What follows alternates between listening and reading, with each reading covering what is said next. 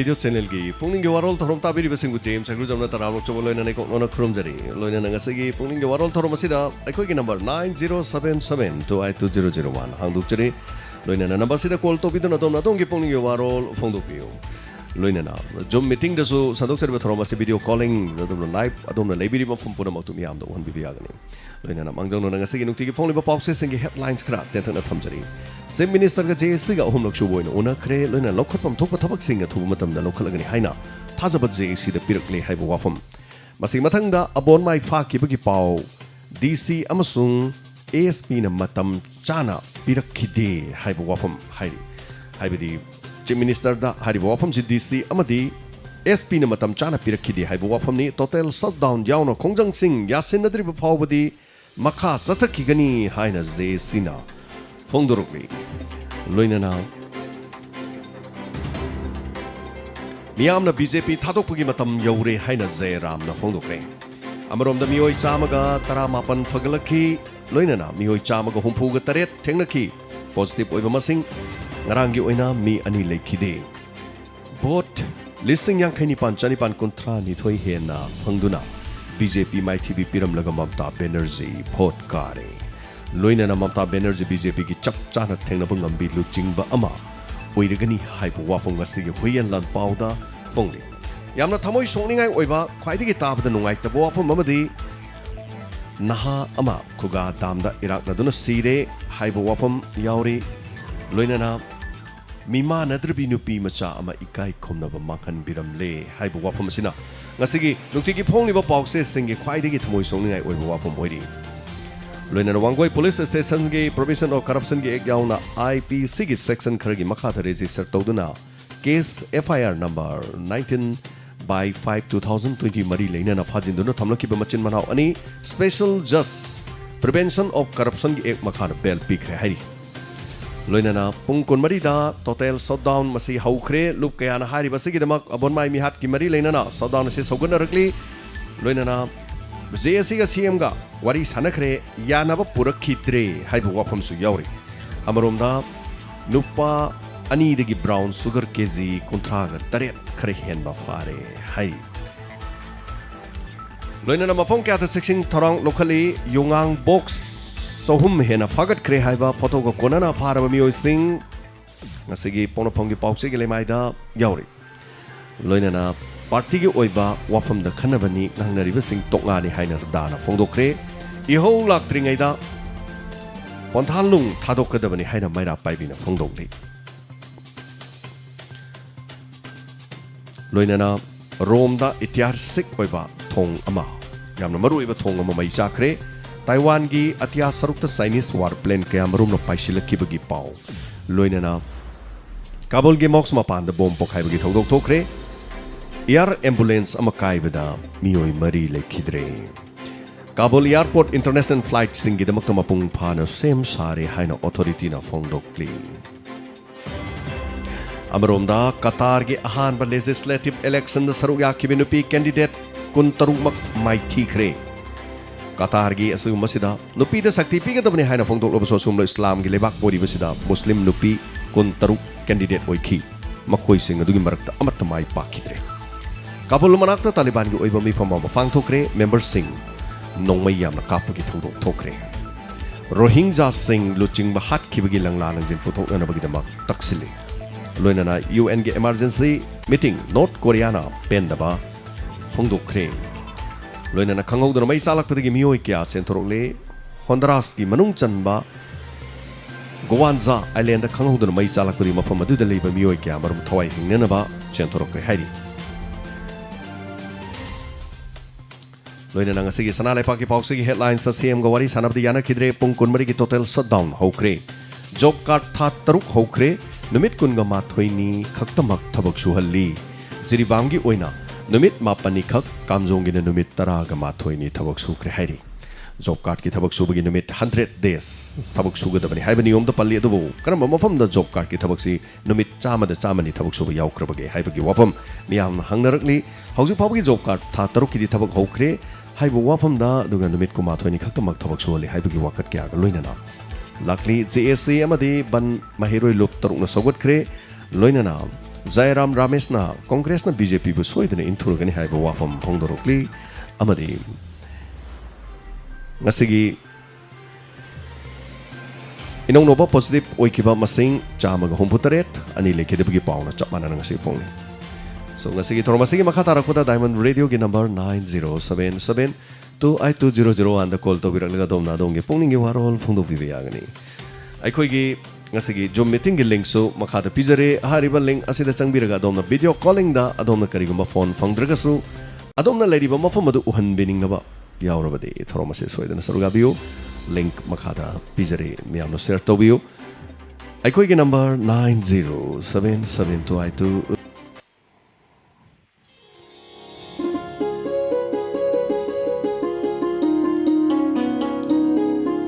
Masigi thorom sige han makolo khujage hello ming amade like from haibisi hello hello sir aham makta da koi Diamond Radio bu kurum jari pongno na taram nok chiri minga like phongo khangjage sir ai kumbi setapur mayai lekai dagi rina khangembam tawjari besaji taram nok chiri rina haibisi rina kari habiningi kari wafam thambiningi Diamond Radio gi sir mafam da kangumba puningi wa olam tang thamjage haibisi akoi gi kumbi gi wa number 2 gi da akoi gi seng gi li sa seng gi li napsa gi card pai baji ga de Narendra Modi gi akoi gi free gi ji ga ne ba ko ada akoi na hajani na free gi seng yen baji akoi wa number 2 da agent ahum lai je ba sa agent ani mana akoi gi seng je mayam je sang chap man na ki di masing je ola ga pigi ba hoi hojiki agent ama jina seng gi mayam na pina ba agent ani jina pina ba matung in bangam dana seng gi wat na dum pibira ga lai ba sa adu mangon da hairu ba da mana kari haibirake mangon da hairu da sa ma hai je mathak ta gi akoi gi kaino na seng gi masing su na pirak tre sin oh ada koi na haijaning badi sa ko kumbi kendra je MLA ju lai jadre ba sa MLA lai jadra ga ju hoji BJP sarkar Pali बनीना BJP की मखादा BJP कुंभी मंडल ना लेजरी बजिंगना अखोई लेकाई प्रजागे अवाब जिंगी येनगा उतंग मियें कननी ना समझनी सा MLA ना Cheng येन बनते MLA की करीम तो राइट लेते चेंग येन बदा MLA ना द लौडी सिदी करीनो हाय कंदा ना तई जादरंगा ना माने फुरखाउ दि पुथो येन बयाई को तसेंग बदी चेंग सु MLA की फुरखाउ की पैसा नते MLA दुदी अइना कारम तारसो अइना दुम हाई तारेको मोइगी सुप्रीम कोर्ट की हाई कोर्ट ना हाइरिबा चेंगयन मतम MLA यावबा यादे MLA की मी यावबा यादे अदुबु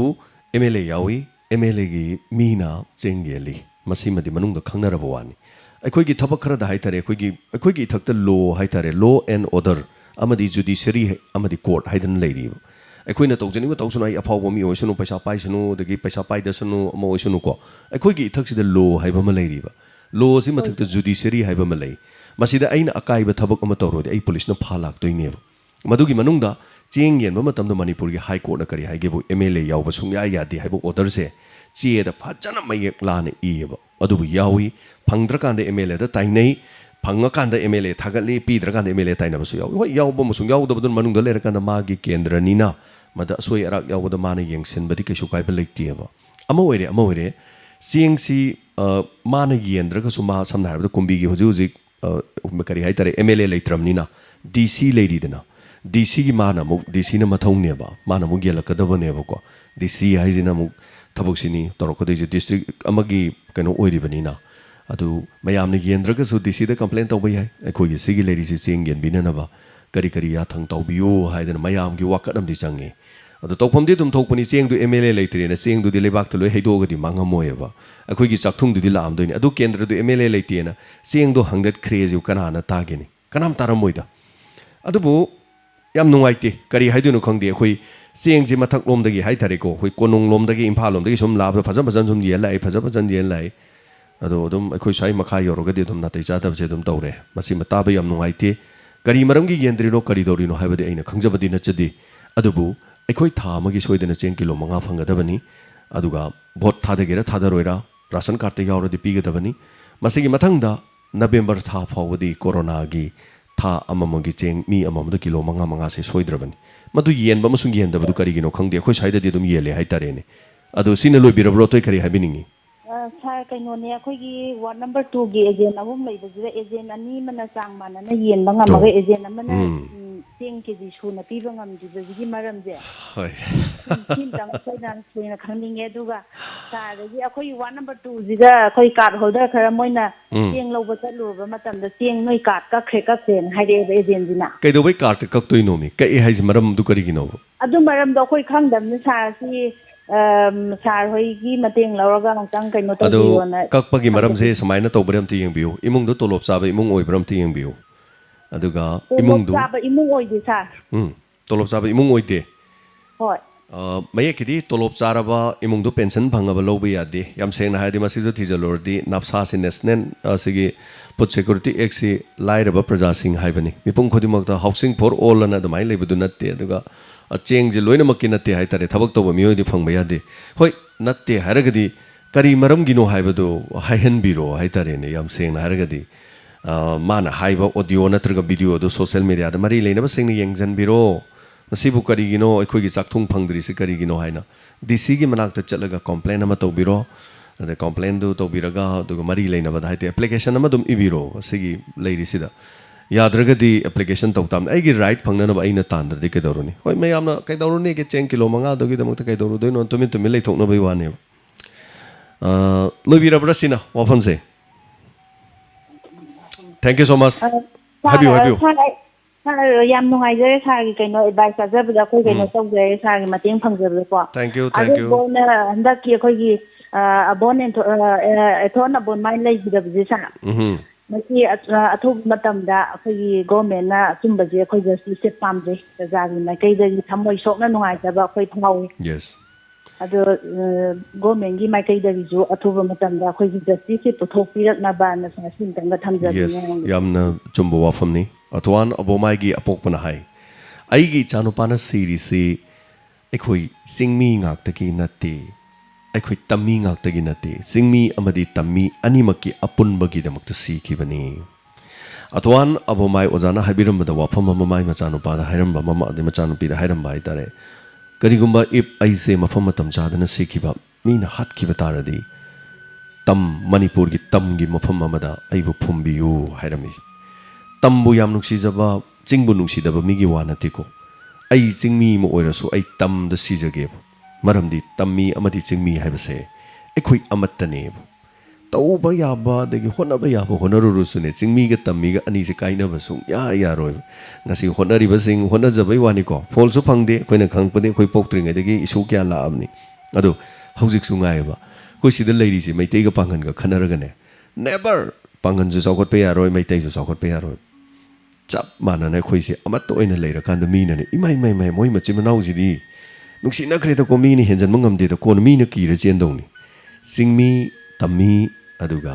ꯑꯩꯈꯣꯏ ꯃꯐꯝꯁꯤꯗ ꯂꯩꯔꯤꯕ ꯇꯝꯃꯤ ꯈꯨꯗꯤꯡꯃꯛ ꯑꯣꯜ ꯂꯩꯔꯤꯕ ꯀꯝꯃ꯭ꯌꯨꯅꯤꯇꯤꯁꯤꯡꯁꯦ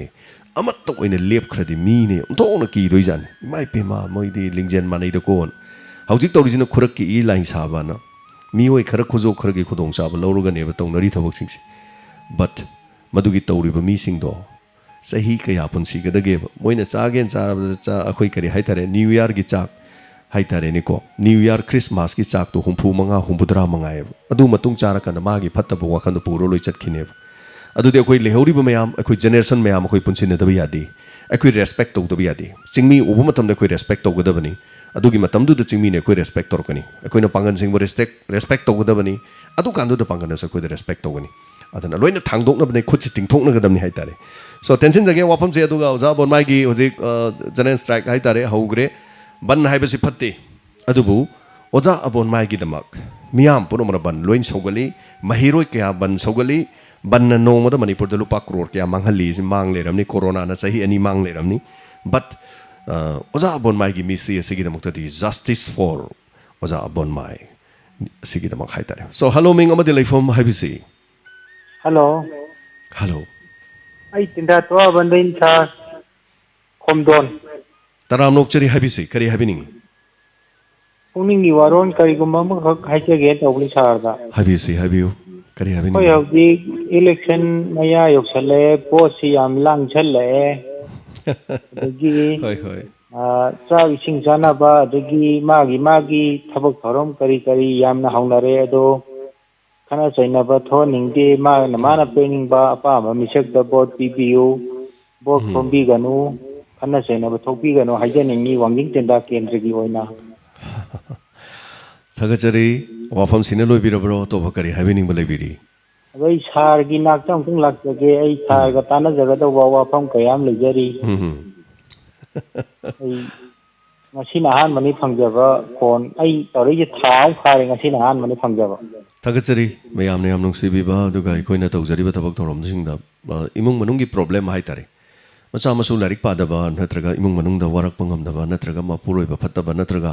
magi loinabi phattaba imung manungda leiba macha nupa phattaba karigum ikoida thajaba thami mama mapa singna yaragadi sarna wahem ta haibiu yaragadi tamono wahem ta haibiu yaragadi tamona karigum wafam ta haibir kan ma gyan tarakani aikoina hai aidi karim to oidi karistodi oza danabir laisram gumba adagidi oza chinglen masnam gumba khara chobo oza sing da tobiyo haibada yabadagi oza chinglen gi dagi oza danabir gi number pi khibe yawi rang han so dum pi be yawi kitang motivational oiba aduga khara karigum wahi khara speech kar pi na ba haitare anyway domaina nuksibidana khoida tanabigedaba haibigedaba na haibirakpo wafam du dana ning singjari se so thank you so much kaisu kaiba leite tobуда de ai karim ta khangjaba nate ngarang na hanjo chinraw mai ngon da phone yam kan tawre karino haibu magi nungsi nungon gi maram dani aina kitang suggestion pibiyo aina kari khangodoino radio ga mari leina bada tokse haibada mana waro basi adum ingon waro khri tamo kitang dor so suggestion pibiyo da tamo kitang dor so pibiyo dan adubo miyam gi haitare ko miyam gi thabak tawjabani na koina tawjari se karigum matam da haitare karim khangjada su miyam na dum thajabi besu lei anyway amore thank you so much la piba da karim kaiba leite pung ani dagina pung manga fawbadi miyam gi damak dum leijai ngai dunu miyam bu leijai haija tare so thank you so much hello ming amade lei form haibisi hello bungo James haibisi imana ongtang phone tawge na tarakosi kuiraba sum phangdaba yam nungasi ti daw yaba male phange hoi diamond gi thorom khudimang nungai jeyena aina haige tawjubanida kari lamdagi oibirabano mingsu khangjagi khongam pat awang le kaini mingna da mani yam nungai jei khongam pat tagi color se ahum mari gumba sure haitare khongam pat se tai yam leite du yam nungai jei thorom sida phone phangdabagi oram garing khalinga si phone phangba yam nungai phangi ngai sida kari atopa habening ba leibiri ana khanba Tapi sungam ngam daba, adubo soy dana lakani. Diamond gi staff singju thakachari bungona na ay na taw godo. Hoi. Koi mayam chang dana koi sponari ni. Lai de khurumi ni. Adai fare ta udai de koi nungai re. Dei bi thodo ko haningai lai da. Yam nungai jai. Haibiri basigi. Thank you so much. Thank you. La ko matam da soy dana mateng khara di pangani. Kaisu kaiba leite kaisu kaiba. Bi hayaga thamjaraga. Miyam gini yam nungai jai aduga khoina na ba yek pa yorok matamda nungsibiba mayam punamana haitare so sugunu da leiriba ibudo kurumbi ba yawi sugunu gi hadak sugunu chatpada laimang du da manung changbadi ngamamdre adu thongjin da lepaga ibudo kurumami da mayam na hai sir sana nara kanda koi si de lai da kurumini na hai mayam yam nungsibi phawi kaisu nataba khoi gumba amagi da mak haitare miyam na nungsibi da na tobibudo yam nungai jai aduga internet ngarang dagi am nungai te masina maram orga ngarang tayai gi thorom da loiram dai da tat kidin khudong cha da ba hojik su sanduk chari ba thorom si amomok net se kharga palap lei aduga Guwahati rom da net se amanga khoi gi maru ba ma server ma ya da ba or ma le anyway atopam phong gi yaraga zo khoi le kai gi di khoi le jari lam se gi di kitang nungai tre ngasi gi oina ngarang numidang dagi hai tare so hello ming amade lai form haibisi sarai moino thakne ja taram lok jari haibisi kanum ta haije khogi hujujik ta sarkar ya thingba laibra laitaba prajana yana bhatta da ba musu leire ko chimarki da passenger chele bijingina lawri bhara che sarkar sang la ko ningi masina traga di praja gi awana da so amne henna du masida kudong cha bas ken be yare haire gari passenger chembe yare ga di bhara ko menna amsang la tu be sang ai wapun de thamjani ja amna phajaba wafam ne habiri se baragi matang se gari se liba singna di mi yam tongdabagi dei thau tangbagi sudum hai adoi praja gi di maram yam chadana paisa su pi basi su pamanate yam chungraba wafam ne adubo sarkar na leppa mamandu da koi pijage sarkar na mukta di hojik oribsa corona manung gi bara jem tang lepiu haibi wakhloni Thank you so much, Jamindro. Happy birthday to my tare. Chumi, Kari Haduno. Say Hana Lupa Kun, Lorumum from the Lupa Yankay Lorumba, the number 4 Chama, Itarin. Ado Gari Chenbiri Nento using Sizu. Moito Siam, Kana Waro we had about Tong, the Tau Tang, Ba, Kotpa, the Imung Punana Bonaba. Mayam de Libiri Bani Awabase, Animaki Haitare Dubu. Lin Susi, but say should take the ban. Madu Paipugi Pauro Duda. Lenga Kari Karamba, Mamalama de Lepiraga, Kaito, we have a gay have a fondo. A young Sinbira, the Amno Haitare. Hello, Ming Amadele from Habisi. Hello, Sara, the Guinea. Habisi, Ming have you? Ming Sanjit, Kai from the Pongo again, down had. Habisi, Kari Havini. Sasmanto na ako'y Facebook kumba dahil tawaga ahan ginina alam ako'y Nokia 1600 ka-ebo ko. Adu mo na phone pura matamda si yadaba khotaba yautadi karama film da tawda yana mo na handa yani na mo na phone number ang piramya ko. Number ji pira kanda mo na phone ji yadre no mi hum hisu bada. Yadra kan de noi phone ji yadre samai to hal lagi na phone ti to kan mo sungpai pai rak tre ko. Adu pa ta kan ji da WhatsApp to message thare WhatsApp ta di mo message phang ne ko. Phang ga phone ji nongala call yung to kan phone ji blacklist ta samdala phone ji talan gi do wain ga adu Adu kari company dagi lobuno lobudi Manipur dero karai dino mapan dagi ro. Ako'y Manipur manung dai lo bane ba. Lo iba mi ju mo na tim la ju ma maming de haram de aduga phone number am di piramya ba. Number ji mo na chalan da wain da no mi ni ko chalan ma. Yamna lobani ni hojiki matam dadi. Adubu online dagi pot lobudi pot ya da bada dum loina dum sin bai ai hai tare ne ko. Ai hanta camera ai no hojik namjari ba imang de leiba camera mari sagi stand hai tare. Stand je amuk aina chelu ba. Adu matek amate amba adu masi yadre hai na mo hai bada moina. Adum loba lai adum sillaga ma pirei adu daso mo atek pam pirei. Ado ahum lak subada hai tare tek taba ma pirei ahum lak subada. Adum halle hai tare ai de keyboard ama lai ai Roland gi keyboard ama. Adu keyboard sigi nambam hai tare ko. Nambam siki nipan yadaba. Khongbam se nipan yadaba degi aini yadre masi hai kanda. Mo adum hanbiro hai adum halle. Adum yai hai tare ko online degi lobo po chai sing se hanbalo ni yai. Adum gi du karamba online no adu gar kamai to buno hai badu madi hai tare. But ama oire kitang section biro yengsin biro tabiramaga di madu mari leina ba sing hai tare du maina nam thak to bodi phatti hai tare. So it's now kari have been balai biri sin lo birabra. Thank you so much. Tarom se saruga bi basagi dama. Am section mama tamoire haujik ti fraud ngaktani haujik se koi saida so mi khara leiri ngarang taba da inok da siram ne hai tare. Paisa ji sum tharaga leiba kari gino nangna paisa thari jibo na hai kanda.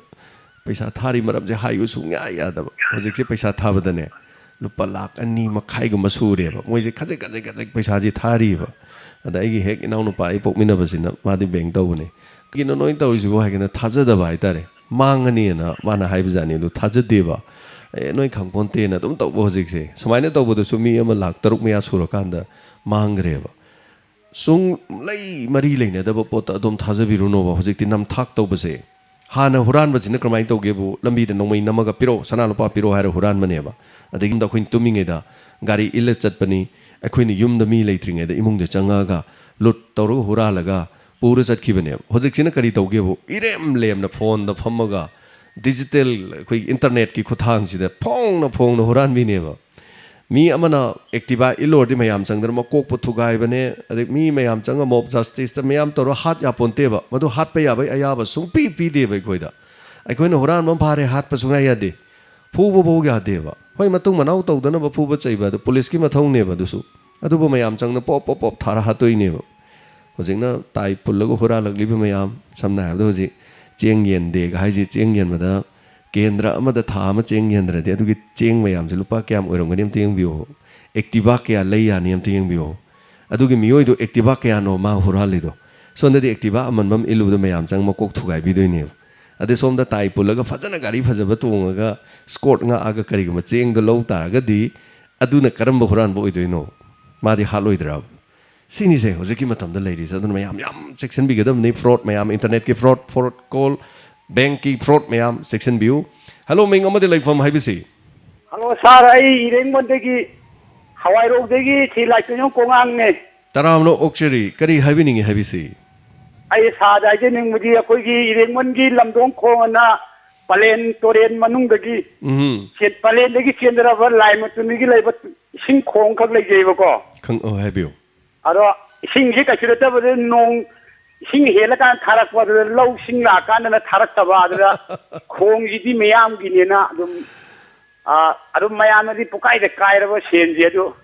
मसिजु कमाइ तोइनो नैना सुम हाइजबा होय याम चुमे अदु होय थौरमसिदा ताबिरगा इरेंगबनदगी चिनेनाव म call तोरे होरेनदगी सिंग थारगेदी लेदों मानदे अहानबदा मदुगी खोंगदु खोंग ओइना फजना सेमबा अमखक फजना चंगी हाइतारे याम फजना अखोइगी हारिबा खोंगदु निंगथिजना सेमबम चंगी आई खोंगदु उजरे मदुगी खोंगदु पलेलोमदगी चेलकपा दुगा ग्रेस कॉटेज लेरिबा स्कूलदुगी मनाकता चेनबने इरु लुना दुम मतम पुनमते इसिंग चेनबने अदुगा हारिबा इसिंगसिना सुम लाकंदा कक्चिंग फावरगा लागा कक्चिंगी बाजार अखोइ खोंनामगरी कनो तोबगी कनोसे फावर इरेंगबा लंबी तारे इरेंगबा लोमदई चटकदबा हाइतारे याम कानाबा याबने अदुबु इसिंग हेलकाना खाइदोकपा अतै मतमदना थाबिरक्ते हाइबदु पुनिंग याम नुक्सिबो वाफमनी so thank you so much हाबिरक्से मरि लेनबना ताबि बोइसनु खोंजोंगी तोरेन जिजो अदुनि होजिक लेरिसे अखोइगी करी हाइतारे मथक लोमदा लेकांदको हैरुक लोमदगी इसिंगजे याम याम कांदा इसिंग जावरकांदा थादोरकने अतै मतमददि पाक थाबिरक्तबा हाइतारे हाइबियो हाइबियो मोइने लू थुंबा कांगुना इसिंगदो अतोबा थादरा nga फाले सोंदगी कसिंगी सेकोर लेबदु सेलक इसिंगनेबा इरुम तोरेंद नते इरेंगमनगी ओके कोई छोरा छोरा गा ताइनबा काते लमदोंग खोंगना मेपतगा दुम जाव लेजेबा अदुना मोइना इसिंग हेला थादोकवा हुजिने फौगी अमता सातपा ngамद्रे कोई लकक चलगा लेबा अदुना सादम दो फोटो खेलगा ताबिरगा कोई मरी लेनबा सेंबिरगा इना फोटो खेलकपनि सा थागचरी आशा अमगा लोइनेना फोंदो परगले वाफमनी थबक ओइनादि पाक पांग थोपिरकदौ मानद्रे मरी लेनबा सिंगना चुमिना मसिदि होरेन अमता सेमगेना हाइबदि हाइदौ मानदे एनीवे अदुबु थागचरी अदोमना वाफमसे पुखतपिरकपा हाइबिरकपा सिगिदमा अदुगा हेलो मिंगमदि लेफम हाइबिसि खांगबोक्तगी आगे हाइबियो करी हाइबिनिंगी ngasi khata thokpa thokpa khagi na saja tamsina haijira paneda tambiu kari wafam no habining ba habisi akhoi sidanga makha yam maisna anga ngani idum chana jabla neda da masin sahi mari manga phat mana sahi nipan mapan mukhare ngang ji thanam da anga utakina ngaki inthan maga pukhi sida inthan mo takha angang se pukhi di inthan ma chakraba kana no angang aman angang sahi mari makusina sahi mapuk su ngang ti pukhi inthan mo takha tin gra ma dana o ma di angang ni na khangdam ni dong inthan ma chakraba aduga angang sidi iru ba hai panina I kapla ba angang da karaga ibu lesit nang na inthan mo tikari hai ba ibu sigi mi sing angang sibu kan khala ba singa ba adu angang sina ingonda na tamdai nu hai angang sida ngang go angang sigi chang maga hek angang simang da kamplap nu hai ta bai ta hoi hoi nungai tabada thodong ni hai dare adubu iroi ba hei bidagi khudong thibadi thodre hai badu di am nungai re amarom da mama mapa na macha singbu aran ba thabak toru basu mama mapa ne yokhatunu thami aigi cha phatte hai badu mama mapa na chumini ai sa yam phatte na harau ba mama mapa di pak leiroi adubu yam luri bo wafam di aigi cha na soiba thabak ma torok matam da kangkhat pagi mahutta aigi cha du gi asoi badu matam cha na yeng haudragadi ngarang inspector te gi wari du yeng biu aina lijariba tawjariba tangkak ama hai tare macha adu na mingonda nongmaina kapuribani karigi damukta kapino mangonda furiena furei du karigi damukta no mana takhalubugi mamai thangda mana mi du nongmai kapuromni mapa du ju macha kobani na macha gi michang changaktana macha furakpa mi jing du phana bo honarakpane wari bu sini amore adom na habiri bo apon du su radio da tabiram batare di makoina kari sho dombu nungsiroi amore angang haibasti angang ni yamna lukre angang di yamna senagadabani angang de khoi parai ham tambigadabani chak pijaba tamba mobile pahel ba sana han tamba khaktana tana chatna loan kang loan kaya marum se angang sing da halamana ekhoi gi phamaga wari ham sagadabne adu dumaina tobu matam di mama pa sing hoji ka hena yaudi masa sing ni yelaktradi loire chalo se ne mobile pire sanok chon thador pongak tani तसेंगना Famal ज्ञान तारकंदा neighbour मिंगोंद इनबे यादे को मिंगोंद सिदा थांग अमा लेबदा तुंगदा नमानबदु लेदि नंगना समाइने इनबे यादे थांगदुना नमानबदु लेंगनी नत्रगने ममानबदु हे नंग येंगको नंगी नमानबसे समाइने लेकांदा नंगना तुंगदगी इलकपा यादे अदुमाइने इलकपा तारगदि अइगी इसासी सोकनी नंग सोअदि नंग कैदौनी पुलिसना नंग फाबा लाकनी angang oringedigine smaina khoi tambibi yai masi lairik natti masi laisu neba aduna lairik tagi hena laisu hana tambiba mathau taeba yam thokrabani ko sing mathau do karama thau do school gi ani suba floor da angang ani sanami nei angang ani sanaba angang amasi row number 1 tai row number 4 5 taba angang si moi ni si he hek marai tawi mi kanam ta udringe da angang amadu dolan mathak tagi inthabai wan kari gi dama ma leitre de row number 1 ta na ban so sigumba gi wakhalon se angang apikpadu da khalai du kari gi no da madu phai amasung phatte ha ba je koina takpi bam jange karamba mama pan hoji pu masa sing da du to bai yai adu to bai ya de sina du to bai yai ju karai da kana tak panati ai gi chawairo adong gi chawairo mi ma chawairo aduna larik tambi mo tam da counseling ngai je masi khoi yam to darkar lai ba aduna masi punu maksi hena tawring ge di sai su de hena bhabala kadorim ni karim to mangba leiba nate makhoi gi makok ta changke ba he samain to bai ya de ko hai ba se kitang chauradi chahi tarani thoi tarahum doi tara mari suradi nupi masa su nupa masa su mama mapana takpi ba darkar le kari ta inkhalak panina nupa amasung nupi ani sida good tas bad tas ekoi takpagi mathau tai na pikli ba nupi masa sing di amgana good tas bad tas takpi ga daban nupa mana nangi khudang da pairak laba nupa duna nangi khudang du pai duna nakhutu noi duna pai duna leiraba nupa du lekai gi han oisanu naha oisanu madu nang kari tawgani matamadu da nangi nakhutu kanthokadabani nangna nangi punsi da mana manghan bagi thabak am haurakadorabani masi tambi gadawne angang sing da loinam so chamane aduna ngasai gi angang duna pokidi indharame haidu hoi phagi oina sana badagi soibo oiram bai yai tawgi yauna tawbo oiram da bai yai angang duni iroi ba heram dradi angang du punsi mangduri ne so thagachari wafam se aduna khoi lari khatana te angang sing laisu tambi gadabani parama yam se takpi gadabani sengna har kan da du ma pa sing phajam phamala nang si tawbai ya de ko nang si tawbai ya de kana su takte chaurba laisabi phagala ba sing de ma pa na ekhoi nupa amadi nupi gi relation karino physical relation karino phamaga ta kadong adu masi takpa ji am pai aduna hojik matam da masi gi kai ki ji kitang lan thok kana mama na yaring gi macha nupi da mapa na yaring gi macha nupa da but masi class oina su leite school da su larik te yaude kram na takani haidi hainade thengnar kan da loi khangi den anyway attention jagi hello ming amade lai form habi se hello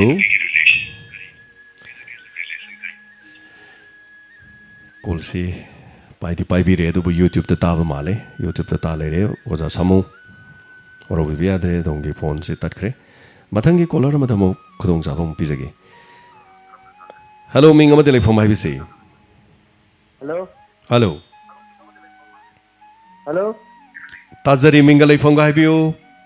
Oh, Madong da Ginesa. Lamaidong da Kari Ming Kobi Bage. Roman Nesa. Habiu, Roman. Kari Habini Mono. Roman Yam Namasa. Yam no Wise Roman, Habisi. Oh. I call you, sir, for you, Halam Kendanisa. Ado sai mai ma je tum tara ko koi mantri kan kam koi da to ti si chunga la re adu bo ji ka ri ba doctor rasal na kabi de ki to ti to kai doroge haibio chap lep khre romen adom da haiba tabiru no dong yo wapam thambi si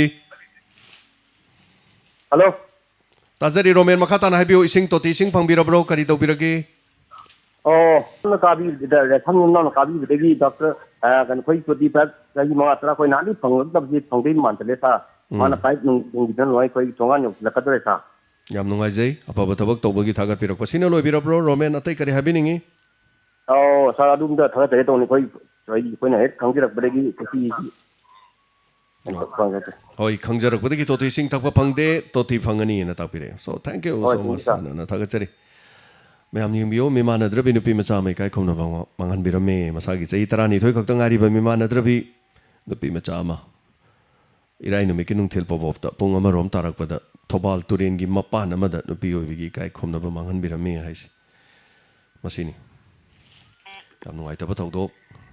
hello Ming अमदे लाइफम हाइबिसि सारी खबर आदि दिकमने phone तौजरी सा Bikram haibisi kari habiningi. Sir, I can talk about Pomoton Tamjaka, Fiji, sir, Morang Lankai, they know Wangu, sir. If we give Bengan to Ziam Kalaki, Wangu is a program on Gasa. Do the Diko Morang Lankai, they know Wangu Pazaz, the Overcar Tomare, Labito, the Tirunda. Marang take a mind of relation, Tayan, but government like plans to live. Chetaruda. She won't go over the Matabisa. Coming in the Range.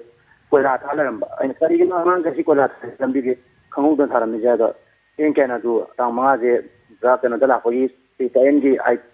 can read the lap for Guinness never. They coming in young Canada. Lucky the Wangi Plaza, Rangi Plaza, get pains of the one in Tamzakitonia. Takasari Bikram, Habiruka Dunga, Kalon Tambirakwa. Thank you so much. Matangi Kolara Madamo Kodong Chava Pizagi.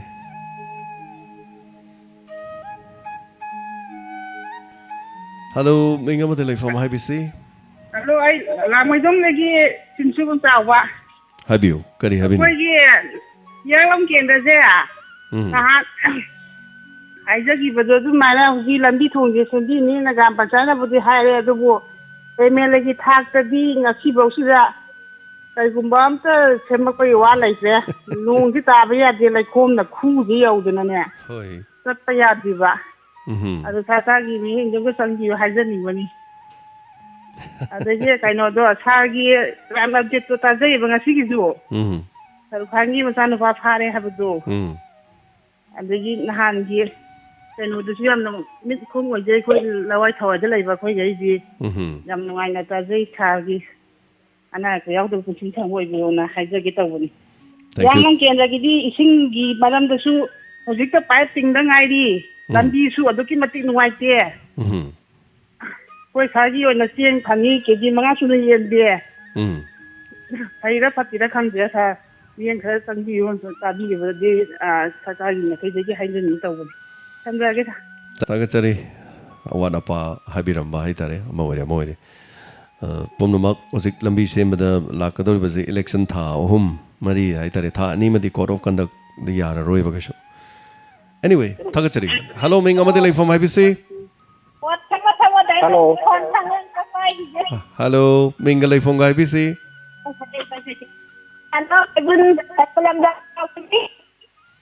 Kabulam Jaudigi. Hello, Tabibra Kabulam Jaudigi Habibra. Yamnung Isere, Kabulam Jaudigi, Kariming Bibano. Hoi, Kari Habiningi, Kari Wafam Tambini. Having my contact. I don't think I didn't care about last.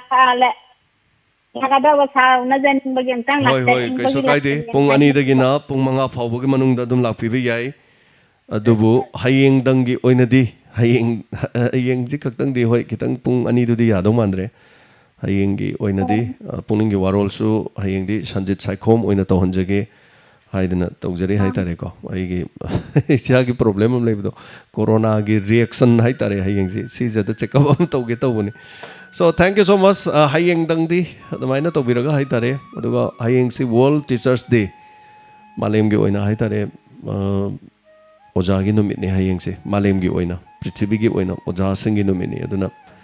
Haribun Mr. Ozaguru Krasodum Kurum Janingba, Ningsing Java, Javunung Sijava, Ninjava Gimatam Haitare. So thank you so much. No dum lak Pio Tamatam, Dadum, Donia, Nana, the Mahajagi, Quedum Lazy, Wapamasida lak Piba Quivo, Una Bining Ba, later Basu. Hello, Ming Amadilai from IBC. Hello, sir. Elang kan Pepe, sir. Pepe Tramlokchari, have you carry having it? Sir, can you use 5 river? I am Elisa. Bon Mayasi, Matam, no Slapra. Yang can give Lambi Sunu wrote a Lambi Hata Merose. So, Kimati Fatre, Yam again there or in Naiway. With the 3 hours, sir. What thou come down, lady, since it. On some men and be at ease. I get over. Hoi, Pepe, young son devotion of my Hizage. Tabi Boshano. Sinalo Birabrati. Oh, thank you so much. Also, Tambigre. Namatangi, Kolarman Kari, Tamino say hello, Ming Amadilai from Hibio. Hello, I can't go to get an ꯑꯅꯟ ꯔꯦꯗꯤꯑꯣꯒꯤ ꯃꯃꯥꯡꯗ ꯈꯔ ꯌꯥꯝ ꯆꯠꯊꯣꯛꯄꯤꯔꯣ ꯍꯥꯏꯕꯤꯌꯨ ꯀꯔꯤ ꯍꯥꯏꯕꯤꯅꯤꯡ ꯑꯍꯥꯟꯕꯗ ꯍꯥꯏꯕꯨ ꯀꯔꯤ ꯍꯥꯏꯇꯥꯔꯦ ꯍꯥꯏꯕꯤꯌꯨ ꯑꯅꯟ ꯀꯔꯤ ꯍꯥꯏꯕꯤꯅꯤꯡ ꯍꯥꯏꯕꯤꯌꯨ ꯍꯥꯏꯕꯤꯌꯨ ꯍꯥꯏꯗꯤ ꯆꯤꯡꯖꯥ ꯇꯝꯖꯥ ꯍꯥꯏꯗꯤ ꯀꯔꯤ ꯍꯥꯏꯅꯤ ꯆꯤꯡꯌꯥ ꯇꯝꯌꯥꯗꯣ ꯑꯗꯣꯝꯒꯤ ꯆꯤꯡꯌꯥ ꯇꯝꯌꯥ ꯍꯥꯏꯕꯗꯤ ꯏꯀꯣꯗꯣ ꯑꯗꯨꯝ ꯆꯠꯂꯦ ꯆꯤꯡꯌꯥ ꯇꯝꯌꯥ ꯂꯣꯏ ꯑꯣꯜꯂꯦ ꯔꯦꯗꯤꯑꯣꯒꯤ ꯃꯃꯥꯡꯗ ꯈꯤꯇꯪ ꯆꯠꯊꯣꯛꯄꯤꯔꯛꯑꯗꯤ ꯌꯥꯝ ꯅꯨꯡꯉꯥꯏꯅꯤ ꯑꯅꯟ ꯇꯥꯕꯤꯔꯤꯁꯤ ꯃꯤ ꯏꯟ ꯇꯥꯔꯝꯁ ꯑꯣꯐ ꯍꯧꯖꯤꯛ ꯃꯤ ꯂꯥꯛ 4 ꯁꯝꯊꯤꯡ ꯈꯔ ꯇꯥꯔꯤ ꯌꯨꯇ꯭ꯌꯨꯕꯇ ꯃꯤ 4,900 ꯂꯩꯔꯤ ꯇꯥꯕꯤꯔꯤꯕꯅꯤꯅꯀꯣ ꯑꯗꯣꯝꯅ ꯍꯥꯏꯕꯤꯔꯤꯕ ꯈꯣꯟꯖꯦꯜꯗꯨ ꯏꯀꯣ ꯆꯠꯂꯦ ꯁꯣ ꯀꯔꯤ ꯍꯥꯏꯕꯤꯅꯤꯡꯕꯅꯣ ꯑꯅꯟ ꯀꯔꯤ ꯋꯥꯐꯝ ꯄꯨꯈꯠꯄꯤꯅꯤꯡꯉꯤ ꯍꯥꯏꯕꯤꯌꯨ ꯑꯩꯈꯣꯏ ꯃꯩꯇ꯭ꯔꯚꯥꯇꯤ ꯍꯥꯏꯇꯥꯔꯦ ꯑꯋꯥ ꯅꯨꯡꯉꯥꯏ ꯑꯐꯕꯇ ꯌꯥꯕꯨ ꯁꯨꯅ ꯁꯨꯅ ꯌꯨꯝꯗ ꯂꯩꯅ ꯂꯩꯅ ꯃꯌꯥꯝꯕꯨ ꯄꯥꯎ ꯐꯥꯎꯅꯍꯟꯕꯤꯗꯨꯅ ꯃꯇꯝ ꯃꯇꯝꯒꯤ ꯑꯣꯏꯕ ꯊꯕꯛ ꯊꯧꯔꯝ ꯀꯌꯥꯒꯤ ꯃꯔꯝꯗ ꯅꯩꯅꯕꯤꯕ ꯏꯌꯥꯝꯕꯕꯨ ꯊꯥꯒꯠꯆꯔꯤ ꯊꯦꯡꯛ ꯌꯨ ꯏꯌꯥꯝꯕꯒꯤ ꯄ꯭ꯔꯣꯒ꯭ꯔꯥꯝ ꯇꯥꯕꯗ ꯌꯥꯝꯅ ꯅꯨꯡꯉꯥꯏꯖꯩ ꯌꯥꯝꯅ ꯃꯔꯨ ꯑꯣꯏꯕ ꯄ꯭ꯔꯣꯒ꯭ꯔꯥꯝ ꯉꯥꯛꯇꯅꯤ ꯈꯪꯗꯕ ꯃꯤꯌꯥꯝꯗꯗꯤ ꯑꯅꯧꯕ ꯃꯉꯥꯜ ꯑꯃ ꯄꯤꯕꯤꯕꯅꯤ ꯍꯥꯏꯖꯒꯦ ꯌꯥꯝ ꯅꯨꯡꯉꯥꯏꯖꯩ ꯑꯅꯟ ꯑꯗꯨꯒ ꯁꯥꯔ ꯍꯥꯏꯕꯤꯌꯨ ꯍꯥꯏꯕꯤꯌꯨ ꯑꯩꯈꯣꯏꯒꯤ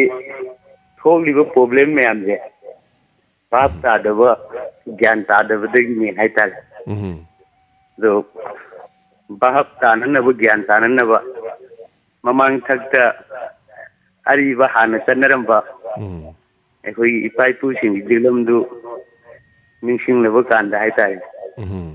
ꯑꯩꯈꯣꯏ ꯒ꯭ꯌꯥꯟ ꯇꯥꯅꯒꯗ꯭ꯔꯥ ꯍꯥꯏꯅ ꯈꯟꯖꯩ ꯑꯗꯨꯒ ꯍꯧꯖꯤꯛ ꯍꯧꯖꯤꯛ ꯑꯩꯈꯣꯏꯅ ꯆꯥꯛ ꯊꯣꯡꯂꯒ ꯂꯩꯔꯕ ꯆꯥꯛꯇꯣ ꯊꯤꯕ ꯍꯥꯏꯕ ꯋꯥꯍꯩꯁꯤꯃꯇꯪꯗꯤ ꯃꯤꯌꯥꯝꯗ ꯒ꯭ꯌꯥꯟ ꯇꯥꯍꯟꯅꯤꯡꯉꯦ ꯍꯥꯏꯇꯥꯔꯦ ꯊꯥꯒꯠꯆꯔꯤ ꯑꯅꯟ ꯂꯣꯟ ꯌꯥꯝꯕ ꯂꯝꯗꯝꯅꯤ ꯂꯣꯟꯗ ꯑꯩꯈꯣꯏꯒꯤꯗꯤ ꯂꯣꯟꯗ ꯑꯅꯦꯝ ꯑꯔꯨꯝ ꯑꯌꯥꯡꯗ ꯁꯥꯟꯅꯔꯒ ꯐꯣꯡꯗꯣꯛꯏ ꯐꯧ ꯍꯥꯏꯁꯤꯅꯤ ꯑꯩꯈꯣꯏꯒꯤꯗꯤꯀꯣ ꯑꯩꯈꯣꯏ ꯂꯣꯟꯁꯦ ꯐꯧ ꯍꯥꯏꯕ ꯋꯥꯍꯩꯁꯤ ꯆꯞ ꯃꯥꯟꯅꯅ ꯐꯧ ꯍꯥꯏꯔꯒꯗꯤ ꯁ꯭ꯀꯦꯜ ꯆꯞ ꯃꯥꯟꯅꯕꯗ ꯐꯧ ꯑꯅꯤꯔ ꯍꯥꯏꯗꯣꯏꯅꯤ ꯐꯧꯗꯨ ꯐꯧꯗꯣꯛ ꯍꯥꯏꯅꯤ ꯁꯣ ꯑꯩꯈꯣꯏꯒꯤ ꯂꯣꯟꯗ ꯆꯥꯛ ꯊꯤꯕ ꯆꯥꯛ ꯍꯥꯞꯄ ꯁꯣ ꯊꯥꯒꯠꯆꯔꯤ ꯑꯅꯟ ꯃꯅꯨꯡꯒꯤ ꯋꯥꯐꯝꯁꯤꯡꯗ ꯑꯩꯈꯣꯏꯅ ꯍꯣꯠꯅꯖꯔꯤꯕꯁꯤꯒꯤ ꯄꯥꯟꯗꯝꯗꯤ ꯃꯤꯌꯥꯝ ꯄꯨꯝꯅꯃꯛ ꯌꯨꯝꯗ ꯂꯩꯕꯤꯔꯤꯕ ꯃꯌꯥꯝ ꯑꯍꯜ ꯂꯃꯟꯁꯤꯡ ꯍꯥꯎꯁ ꯋꯥꯏꯐꯁꯤꯡ ꯊꯕꯛ ꯁꯨꯕꯤꯔꯤꯕ ꯊꯕꯛ ꯁꯨꯅ ꯇꯥꯕ ꯌꯥꯕ ꯊꯕꯛ ꯁꯨꯅ ꯑꯩꯈꯣꯏꯒꯤ ꯇꯥꯕ ꯌꯥꯕ ꯍꯥꯏꯔꯒꯗꯤ ꯔꯦꯗꯤꯑꯣꯅꯦꯕ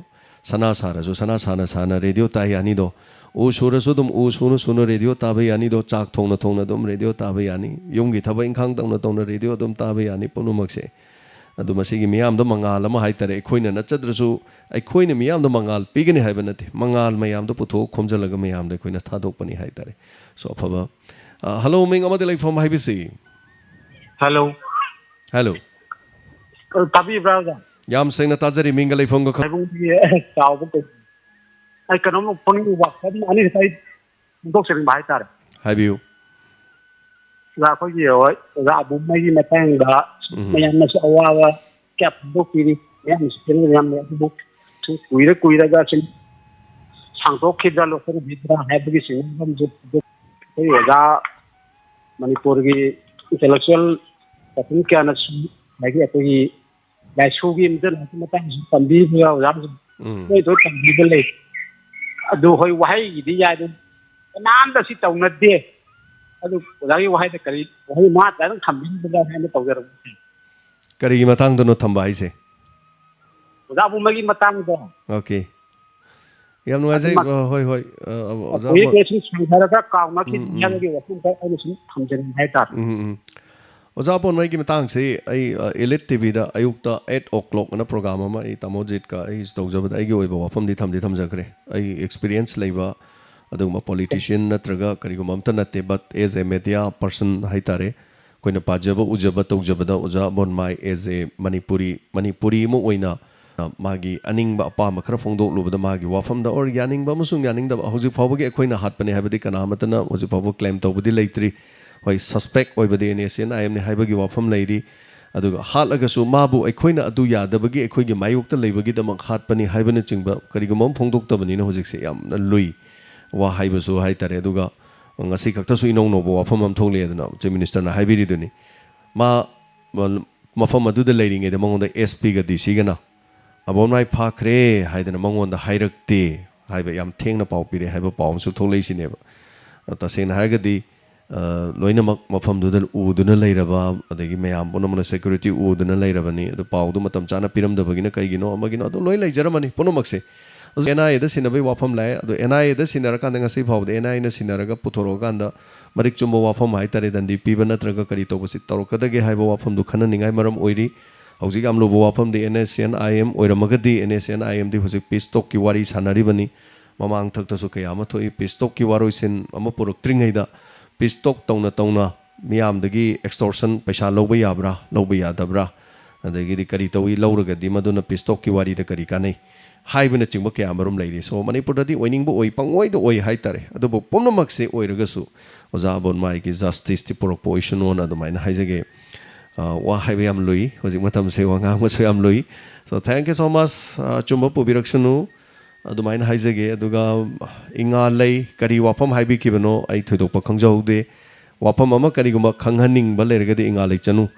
hai ki wafam do paraktragadi copy toroga amohana dum thabiro anira ohumlak padri phawba hanjan jan thabirak pe yai sonda thorom tawjabani na miyam ponamaki comment khudimakti paba ngambagi khudong chabadi leite adugi marakti maramdi mi suyam yami ngase 800 something ni leijari se aduna kari guma wafam khangbining ba aingondagi haibining ba khangbining ba lergadi soidana amuhana ibiro haijage hello ming amadi like from haibiu yes I Shankishore my fan by Munkonji haibi se oja kari haibini tawbudu I 70 plus ni haibi se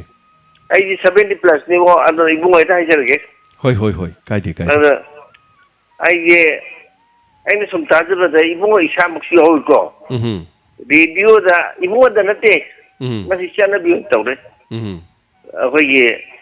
wa ma haibada charoi haibada charo chaki hilaw khana function bada charoi ge hoi ising charoi ge ai charoi ge kujiki ge ga tawdu sibu ibungo masi othora nungai kide da bui moi pawai dia taba matam da ge haibada nungai te sini hoi mayam na sum ngangna kibada dum yawba jani yawba se lon da di nungai taba adabu hanagi loan du dagi theidorok pada haitare du pabung na ngangbiri be loan du su ponumak tu matamam da khoini ngangnam be loan di amata natte pabung kari habiningi pabung na ngangi se aseng mamai te loan di natte haijari ba aidi chanabi tugai ba masi pabung kanam ta haijage akhoina hoje ngangi ba mai te loan se aseng mamai te loan natte ba aseng mamai te loan di krai de ngange haitaragadi moirang lomda ningthau leiba somda libak ta ngangna risidi akhoi akai gani khongdoi birak labrane panthawi pai bungo pabung bu sumaina ngangbiri brane hujing matamda pabung sumaina ngangbi harage de koi jomta ngangjage ba aduna badonda yam khanbiru no yes taba nungai tabagi di koi ge ga du khara leram bai yai aduna pabung no hujing ngangbiri be lon du sumai te lon aseng bamta yaudi ha bi pabung no khangbiu maramdi pabung no hoi taba da nungai taba respect like taba khara yaw bu di samdok bu di yai ado ainu haijabadi pabung bu khongdoi birak librane akhoi gi lamdam asida sana khongdoi birak liba lengsin birak si pai bungo karam kanda pabung no hairi ge be si lonje hairamoi aduna pabung no jingangi lon du sumai te lon amta nate aduna yes kaisu kaiba leite taba nungai tabadi samdok pe yai pabung haibiri do hoje kan dena hajing de hairimni askamai to sigi taw kaptha khrasira hairimni kaptha kirasira ji ngasai sat lasira hairini ko pabung aduna taba nungai taba chumi haibada khoina haibada ju yes akhoi ju yawe ai khoina ge ga hairi ji kai gino da sanabi mo oigram ni na khoi ju lu tong si da pak leigre ba yaringa di masi semdok no ju khoi ju hona jai adu babung kamai to ge bu hojikagi na hajing di mukhai ne hatu e ne khai ne snai khai ra sini gan pamung samai loi chat khrabani icham cham na haitare masi phajab lon di nati adubu aikhoi gi british ki loan haitare ko pamung aikhoi gi meeting haiba loan se maitei lon dagi lobani hairibani adu kayamuk chumbano haidi khangde nei re he haiba loan si british oxford te yaure hairibni manipuri loan si nei re he haiji kadai phawba chumbano de I don't know aisu khangde khabar daga yauri ni ko pabung ko somas pabung phajaba loan gi di samdok nabu hona bada kaisu kaiba leite suggestion adum tawbiro yaring kai samdok nabu hona ge du pakhraba loan di khara di lu do male aduga phane am thiba wahai orasu tap na ngang lon da di pukning loina bebhar tawgane na khali so thank you so much ipa gumla panung sirba tapirak pani loksin jari punomak se adu pabung na ngangi be lon do sumai te lon aseng badi nati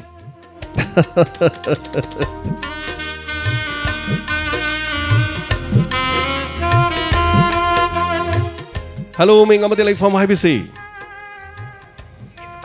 wari amu sajarake ba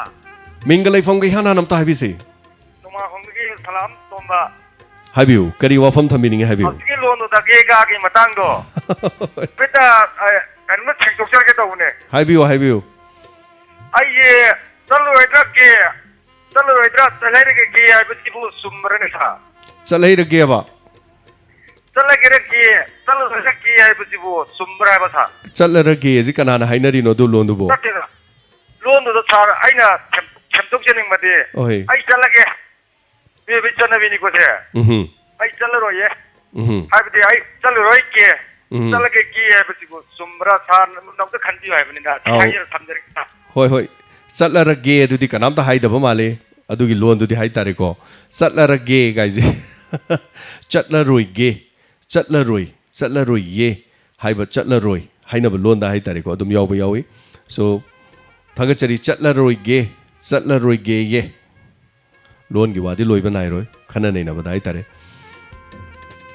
hello minga mate leifom habisi hello minga leifom ga habisi hello ai yai tok kolam bagi tojang thamba habisi kari habiningi ai kai gamba sapa thage ba ini waram da namma le da hadu ko tabni ai thage mit yam no ai taba doctor kurma loi yeng ba ado masina khata huda ke yam pe no ai taba aduna ina niyam da kana gamba doctor ai to mit pang no ai taba ko to ji ado pang no ai bagi doctor sitai ko le kamai to ge athang ai na ang te lok thok pe hai da nai na tum ni wala hai ji na to ge ko ne mit ki doctor apabam lok thok piro hai ba tum para gamba yeng hi da hai da na to phagina hai da na to phagina hai doctor mit ki di ba am lai bani na go te no yeng ore oh ado mit te to biri se kari no maro ina to biri se kari no ai mit ke pang da chung pang ngam da namna pang ga amucham da namna pang amucham da jam khappa to je ada doctor amana di bai ai ni hai ado ai na yan moi bai dam thing ga do tu lei pe kana gamba na ina shi doctor aphaba shi hapu samai to noi he do ado mata ina sim mai andagi ta phang jaga da na khai jaga ni Tagachari madu wafam do kana homa khangbi besum yawra so dum khombirak pe nga segi thorom segi di minute khara budi leijari minute khara segi manungda kana na kari hari haibadu dum yemina se hai tare hello ming amadi leifam haibisi hello sir long degi Abdul Hakim ni sir haibi odul kari habiningi sir ko ge inspector music ke si yapna pam jara sir pam jai ba masu ha ana dum happy ra no ka mai tau ga na tan khangeng ra yam phajaba music chemba ngakta ne asembani sembadu phajai na haibani na yai adubu madu lowba haibadu di lowba haidu di lure sai ama inspector da ida sar fa idana madu gi sai do sa ki mara moy na ni sa na ba ne thogo ha kari gamba aura ko mai man da ek sa na ba adu pam jaba ma pung thana sa ko gi Facebook to bo ro YouTube to ro thana ma ten thagat pira di pa na minat manga tang thal la adum soidana YouTube ta gaide adum phang bani adum yamna akhoi na di nataba akhoi gi jaga tu de gi kakthatlaga mina sembi ba zum yawi hai tare mina semaga thagat pira akhoi gi oina di thagat padi leitri ha bana koi na nakti lai re janda thapuri ne na to na do di dum ta ba ro ya du phang da ba tagachari hoi sum saruk yari sa no ai ba thorum sing sa sai sing ma ting na sa YouTube ta thagat lan bai wari tagachari matam se adum mayek yauna ga thagachage ga na khar semba horomaga adum corona na sandana thabak sing hamgi tadana ko mari adum chatpa yaugre hojik mit ke habiram badu Jasoda Kongbrai lakpam na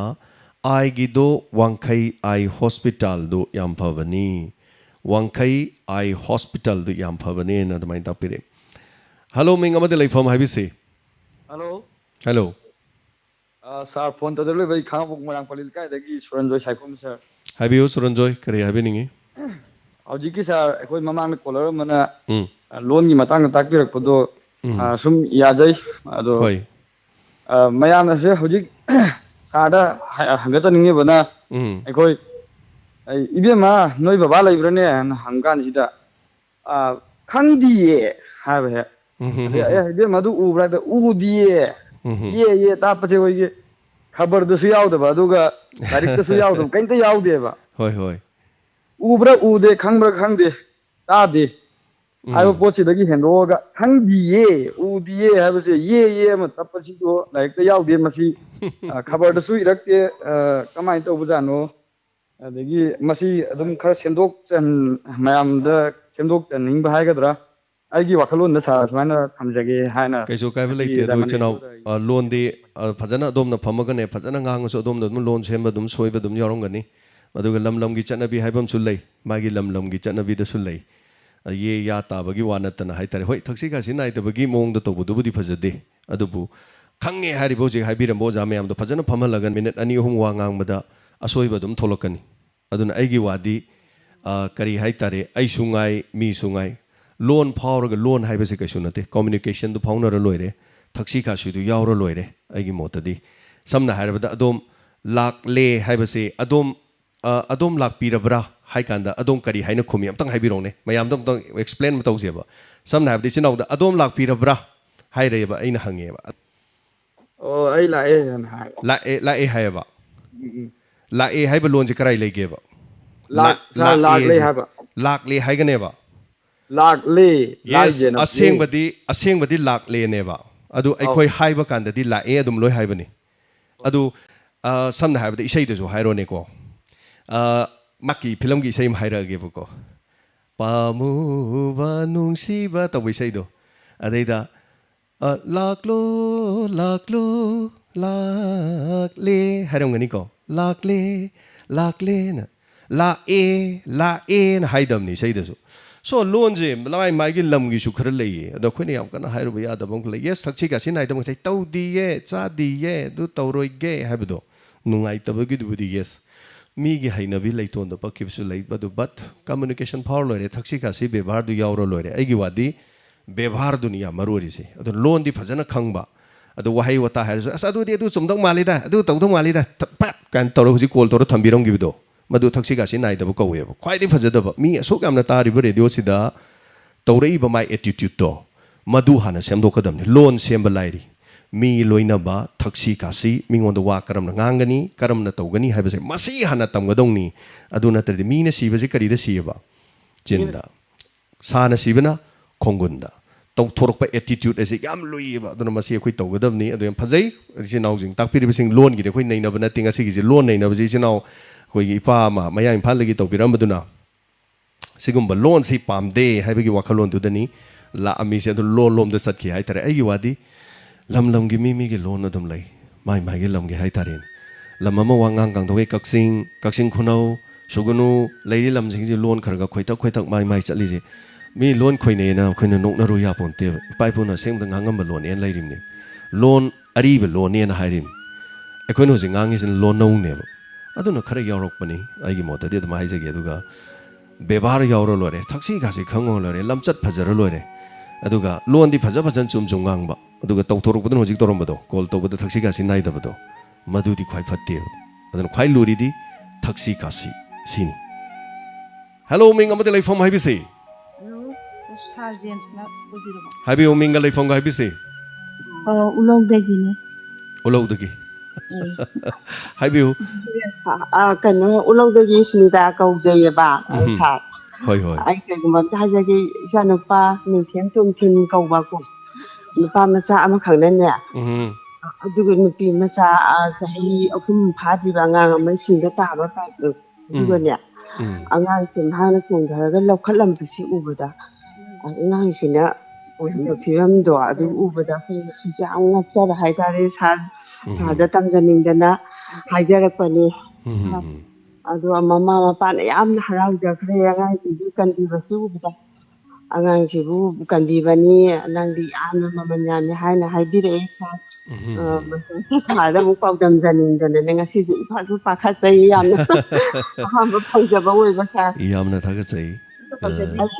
jadi sina ha bani sa hoi ada sa da pung enta hongtok sage haina tawjarakpani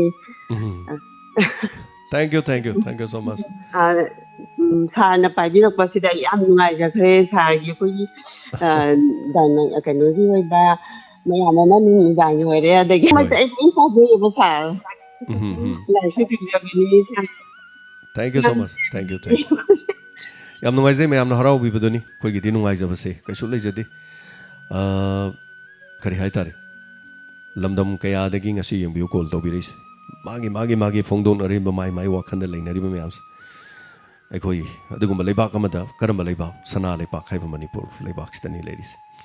aduga tonga magi phongdon ariba wakhalon sing nungaibasu yaugani nungaitabsu yauni adu madu mayam du digi afaba kya loksalaga fattabaduna nakanda thambiu aikhoi na haibo orasu amana haibo orasu afaba yaning mudu support tobi yadabadu adum skip adum tobiu do your own business adum isagi ithau du da mai onsen biu aikhoi gi dikari no hai kanda miyam panamuna mai pak paduni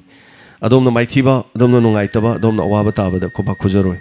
adom gi mai pakpa adom gi nungai ba iram da masida adom na purup chama oina pokpagi dama adom na afaba thabak tobudo mada khoba hauna khujage aikhoi gi khudong thiba aikhoi gi awaba tabada adom na khoba khuna nabagi ngai duna lebi boragadi madu mana dongi kari haitare machatni aikhoi gi di karimta leiti call tobirakliba khudimak na tuba sokpa naba panma harau ba haiba kari su leijate aikhoi gi pandam di amatoina punsenabani cho hello ming amade laifom haibisi hello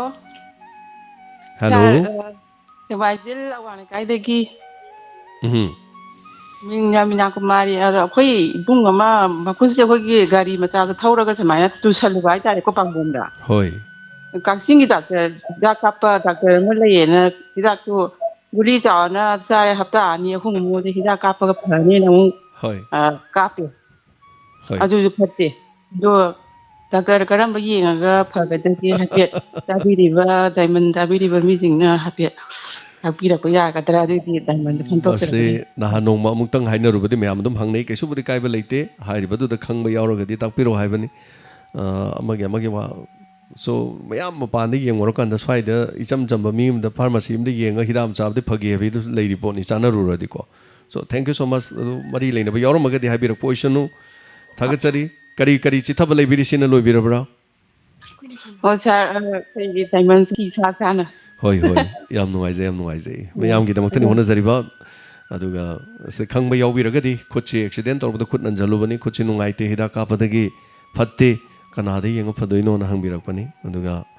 mathangi amana muk kari herena yemina se hello ming amade laifom haibise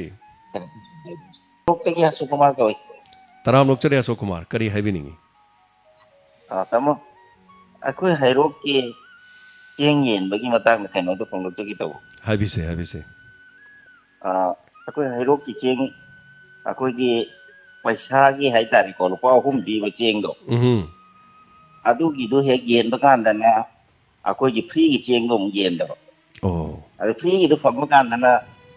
paisa gi do mo pi da adu mana ta pari mangam chu re bu ko masi mani le na sing na tang yen chin bi ga bot maya chon chile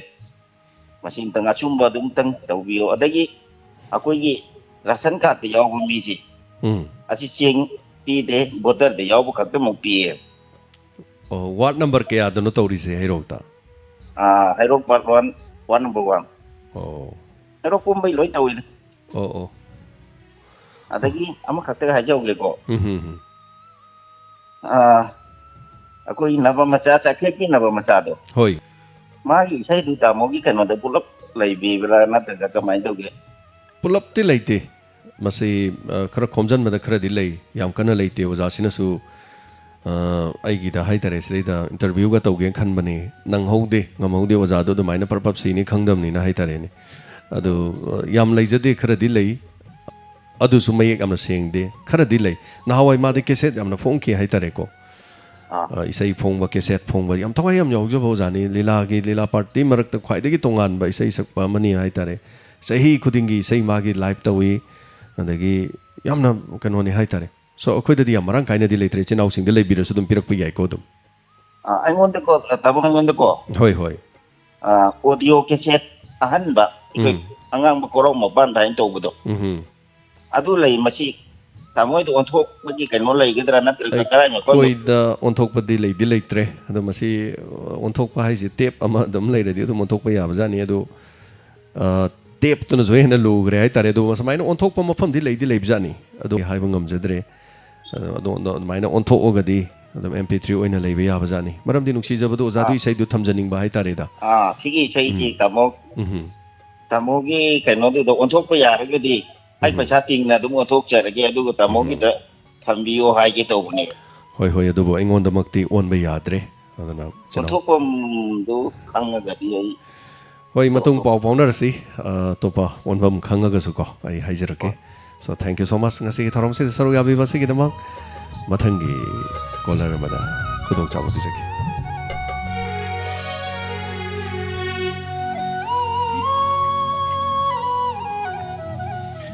hello ꯃꯤꯡ ꯑꯃꯗꯤ ꯂꯩꯐꯝ ꯍꯥꯏꯕꯤꯁꯤ good afternoon ꯁꯥꯔ ꯇꯔꯥꯝꯅꯧ ꯆꯟꯒ ꯂꯩꯐꯝꯒ ꯈꯪꯖꯒꯦ phone ꯇꯧꯖꯔꯤꯕ ꯑꯩ ꯁ꯭ꯌꯥꯝꯊꯣꯏ ꯑꯦꯂꯥꯡꯕꯝ ꯌꯥꯡꯂ ꯃꯈꯥ ꯂꯩꯀꯥꯏꯗꯒꯤꯅꯤ ꯍꯥꯏꯕꯤꯌꯨ ꯀꯔꯤ ꯍꯥꯏꯕꯤꯅꯤꯡꯉꯤ ꯁꯥꯔ ꯑꯃꯨꯛꯇꯗ ꯁꯥꯔ ꯑꯃꯗꯤ ꯗꯥꯏꯃꯟꯒꯤ ꯁ꯭ꯇꯥꯐ ꯃꯦꯝꯕꯔ ꯂꯣꯏꯅꯃꯛꯄꯨ ꯏꯀꯣꯅꯣꯅ ꯏꯀꯥꯏ ꯈꯨꯝꯅꯖꯔꯤ ꯍꯥꯏꯕꯤꯁꯤ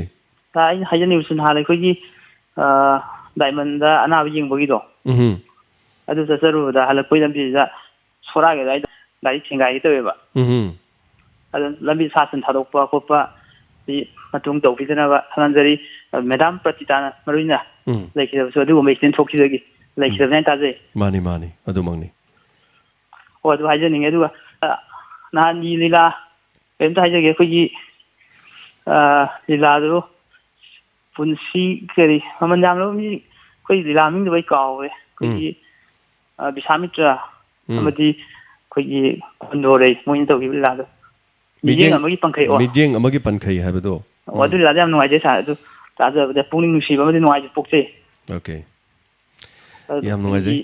ꯍꯥꯏꯕꯤꯌꯨ ꯄ꯭ꯔꯣꯒ꯭ꯔꯥꯝ ꯈꯨꯗꯤꯡꯃꯛꯁꯤꯡꯁꯨ ꯌꯥꯝ ꯅꯨꯡꯉꯥꯏꯖꯩ ꯊꯥꯒꯠꯆꯔꯤ ꯊꯥꯒꯠꯆꯔꯤ ꯑꯗꯨꯒ ꯑꯔꯣꯏꯕ ꯋꯥꯐꯝ ꯑꯝꯇꯒ ꯊꯝꯖꯧ ꯌꯥꯗ꯭ꯔꯥ ꯍꯥꯏꯕꯤꯌꯨ ꯍꯥꯏꯕꯤꯌꯨ ꯁꯥꯔ ꯑꯩꯈꯣꯏ ꯁꯩꯁꯛꯄꯤ ꯃꯇꯝ ꯁꯩꯁꯛꯄꯤꯅꯤꯀோ ꯑꯩꯅꯗꯤ ꯈꯪꯖꯗ꯭ꯔꯕ ꯏꯁꯩ ꯃꯃꯤꯡꯗꯤ